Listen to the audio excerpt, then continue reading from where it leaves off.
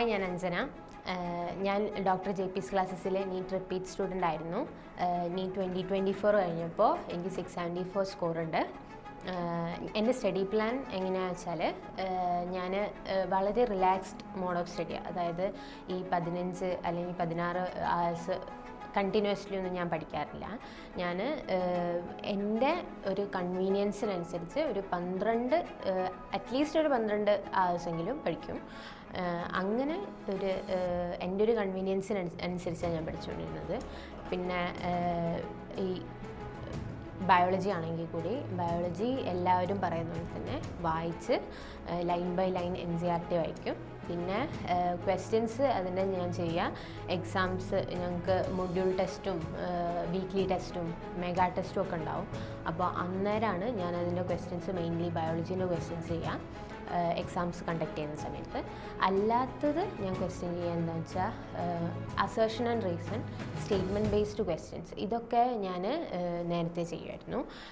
എന്ന് വെച്ചാൽ പഠിക്കുന്നതിൻ്റെ കൂട്ടത്തിൽ തന്നെ ചെയ്യുന്നൊരു കാര്യമായിരുന്നു. അസേർഷൻ ആൻഡ് റീസണിൻ്റെയും സ്റ്റേറ്റ്മെൻറ്റ് ബേസ്ഡ് ക്വസ്റ്റ്യൻസും ഞാൻ ചെയ്യും. കാരണം എന്താണെന്ന് വെച്ചാൽ അതെനിക്ക് കുറച്ചും കൂടെ ബുദ്ധിമുട്ടുള്ളതാണ്. ഈ റീസണും കറക്റ്റ് എക്സ്പ്ലനേഷനും ഒക്കെ വരുന്ന സമയത്ത് അത് കൺഫ്യൂസിങ് ആവും എനിക്ക്. അപ്പോൾ ഞാൻ അതിന് മാത്രം വേണ്ടി ക്വസ്റ്റ്യൻസ് ചെയ്യുമായിരുന്നു. അല്ലാതെ MCQs അതിന് അങ്ങനെ ചെയ്യാറില്ല. പിന്നെ കെമിസ്ട്രി വരുന്നേരം കെമിസ്ട്രിയും ഞാൻ ഫോളോ ചെയ്തൊരു ടെക്നിക്ക് എന്ന് വെച്ചാൽ NCERT വായിക്കാം. NCERT തന്നെ ഒരു 2-3 തവണയെങ്കിലും കെമിസ്ട്രീൻ്റെ വായിക്കുക. അപ്പോൾ അങ്ങനെ വായിക്കുമ്പോൾ നമുക്ക് കൂടുതൽ കോൺസെപ്റ്റും ഒക്കെ മനസ്സിലാവും. പിന്നെ നമുക്ക് ഏതൊക്കെയാണ് ഇപ്പോൾ നമ്മൾ ഈ ക്വസ്റ്റ്യൻസ് ചെയ്യുന്നേരം തന്നെ നമ്മൾ ഒരു ഏത് മെറ്റീരിയൽ എടുത്ത് ക്വസ്റ്റ്യൻ ചെയ്യുമ്പോഴും നമുക്കതിൽ കുറച്ചെങ്കിലും NCERTക്ക് പുറത്തുള്ളതായിട്ട് അല്ലെങ്കിൽ സിലബസിന് പുറത്തുള്ളതായിട്ടുള്ള ക്വസ്റ്റ്യൻസ് ഇച്ചിരിയെങ്കിലും കാണാൻ പറ്റും. 1-2 ക്വസ്റ്റ്യൻസെങ്കിലും കാണാൻ പറ്റും. ആ ക്വസ്റ്റ്യൻസ് സ്കിപ്പ് ചെയ്യാനും NCERT വായിക്കുന്നത് കൊണ്ട് എനിക്ക് കഴിഞ്ഞിരുന്നു. പിന്നെ NCERT വായിച്ച് അതിൻ്റെ ടെക്സ്റ്റിൻ്റെ ബാക്കിലുള്ള എക്സസൈസ് ക്വസ്റ്റ്യൻസ് ഒക്കെ ചെയ്ത് ഇൻടെക്സ്റ്റ് ക്വസ്റ്റ്യൻ ഒക്കെ ചെയ്തിട്ടാണ് ഞാൻ MCQ സോൾവ് ചെയ്യാൻ പോകാറ്. പിന്നെ ഫിസിക്കൽ കെമിസ്ട്രിക്കാണെങ്കിൽ എനിക്കൊരു ഇക്വേഷൻ നോട്ടും ഉണ്ടായിരുന്നു. ഫിസിക്സിനുള്ളതുപോലെ എനിക്കൊരു ഇക്വേഷൻ നോട്ടും ഫിസിക്കൽ കെമിസ്ട്രിക്ക് ഉണ്ടായിരുന്നു. അത് ഞാൻ പരമാവധി മറിച്ച് നോക്കാൻ ശ്രമിക്കും. പിന്നെ എനിക്ക് സ്ട്രൈക്കിംഗ് ആയി തോന്നുന്ന ഓർഗാനിക് ആയിക്കോട്ടെ ഇനോർഗാനിക് ആയിക്കോട്ടെ, ഞാൻ ക്വസ്റ്റ്യൻ ചെയ്യുന്ന സമയത്ത് എനിക്ക് സ്ട്രൈക്കിംഗ് ആയി തോന്നുന്ന സ്റ്റേറ്റ്മെൻറ്റ്സ്, ആ പോയിൻറ്റ്സ്, പിന്നെ ക്വസ്റ്റ്യൻ ചെയ്യുന്ന സമയത്ത് ഓരോ മെത്തേഡ്സ്, അതൊക്കെ ഞാൻ ഈ ഇക്വേഷൻ നോട്ടിൻ്റെ പിറകെ തന്നെ എഴുതി വെക്കുമായിരുന്നു. എന്നിട്ട് ഇക്വേഷൻ നോട്ട് മറിച്ച് നോക്കുന്നതിൻ്റെ കൂട്ടത്തിൽ നമ്മൾ ഇതും കൂടെ മറിച്ച് നോക്കും. അത് എനിക്ക് വളരെ ഉപകാരമായിരുന്നു ലാസ്റ്റിലേക്ക് എത്തുന്ന സമയത്ത്. പിന്നെ ഫിസിക്സ് വരുന്നപ്പോൾ ഫിസിക്സ് എല്ലാവരും പറയുന്നില്ല, ക്വസ്റ്റ്യൻ ചെയ്ത് തന്നെയാണ് ഞാൻ ഫിസിക്സിനെ ശരിയാക്കിയത്. ക്വസ്റ്റ്യൻസ് കൂടുതൽ ചെയ്യും. എത്ര ചെയ്യാൻ പറ്റുമോ അത്രയും ഞാൻ ചെയ്യായിരുന്നു. മാക്സിമം ഒരു 100. അതൊക്കെ ഒരു ദിവസം എനിക്ക് ഫിസിക്സ് ചെയ്യാൻ പറ്റും. കാരണം എന്ന് വെച്ചാൽ ഞാൻ എല്ലാ ദിവസവും ഫിസിക്സ്, കെമിസ്ട്രി, ബയോളജി എന്നുള്ള രീതിയിൽ പഠിക്കാൻ ഞാൻ ശ്രമിച്ചിട്ടുണ്ട്. അതൊരു നല്ല മെത്തേഡായി എനിക്ക് തോന്നിയിട്ടുണ്ട്. പിന്നെ ഫിസിക്സ് എനിക്കൊരു ഇക്വേഷൻ നോട്ട് ഉണ്ടായിരുന്നു, അതും ഞാൻ നോക്കും. പിന്നെ ഫിസിക്സിൽ ഞാൻ ടെക്സ്റ്റ് മുഴുവനായി ടെക്സ്റ്റ് റീഡ് ചെയ്തിട്ടില്ല. എനിക്ക് കിട്ടാത്ത തിയറി അല്ലെങ്കിൽ എനിക്ക് കൺഫ്യൂസിങ് ആയിട്ടുള്ള തിയറിൻ്റെ കോൺസെപ്റ്റ്സ് മാത്രം ഞാൻ ഫിസിക്സ് ടെക്സ്റ്റ് റീഡ് ചെയ്തുകൊണ്ട് ഫിസിക്സ് ആ പാർട്ട് മാത്രം ഞാൻ റീഡ് ചെയ്യും. അതാകുമ്പോൾ എനിക്ക് വലിയ സമയനഷ്ടം ഉണ്ടാവില്ല. ഫിസിക്സിൻ്റെ ടെക്സ്റ്റ് വായിച്ചിട്ട് അതിൻ്റെ NCERTക്ക് അതിൻ്റേതായൊരു ലാംഗ്വേജ് ആണല്ലോ, അതിനെ നോക്കാൻ അതിൻ്റെ ബേസിസിൽ എനിക്ക് വായിക്കാൻ പറ്റിയിരുന്നില്ല. അതുകൊണ്ട് തന്നെ ഞാൻ ഇതിൻ്റെ ചെറിയ കോൺസെപ്റ്റ് വായിക്കുന്നേരം എനിക്ക് അത്രയും ലോഡ് ഉള്ളതുപോലെ തോന്നില്ല, അല്ലെങ്കിൽ സമയം നഷ്ടപ്പെടുന്ന പോലെ തോന്നില്ലായിരുന്നു. പിന്നെ അതിൻ്റെ എക്സസൈസ് ക്വസ്റ്റ്യൻസ് ചെയ്യുമായിരുന്നു. എക്സസൈസ് ക്വസ്റ്റ്യൻസ് ഞാൻ സോർട്ട് ചെയ്ത് അല്ലെങ്കിൽ ഫിൽട്ടർ ചെയ്തിട്ടാണ് ചെയ്യുക. കാരണം എന്താണെന്ന് വെച്ചാൽ എല്ലാ എക്സസൈസ് ക്വസ്റ്റ്യൻസും ഒരേപോലെയല്ല. അതിൽ ചില ക്വസ്റ്റ്യൻസൊക്കെ ഭയങ്കര കോൺസെപ്ച്വലായിരിക്കും, വലിയ കോൺസെപ്ച്വലൊക്കെ ആയിരിക്കും.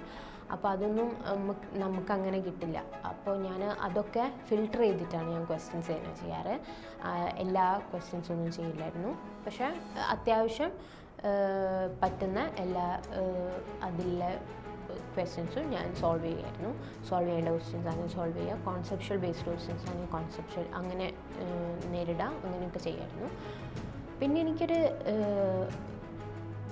പ്രത്യേക അല്ലെ സ്പെഷ്യൽ ടെക്നിക്സ് ഒന്നുമില്ല, സാധാരണ ടെക്നിക്സ് തന്നെ. പക്ഷെ ഞാൻ അതിൻ്റെ കൂടെ ഈസി, മീഡിയം, മോഡറേറ്റ്, ടഫ് എന്നുള്ള രീതിയിൽ 3 ഘട്ടങ്ങളാക്കി ചാപ്റ്റേഴ്സിനെ, ഫിസിക്സ്, കെമിസ്ട്രി, ബയോളജി, ഇതിലെ 3 സബ്ജക്റ്റിലെയും ചാപ്റ്റേഴ്സിനെ തിരിച്ചിന് അതിന് എനിക്കൊരു ബുക്ക് ഉണ്ടായിരുന്നു.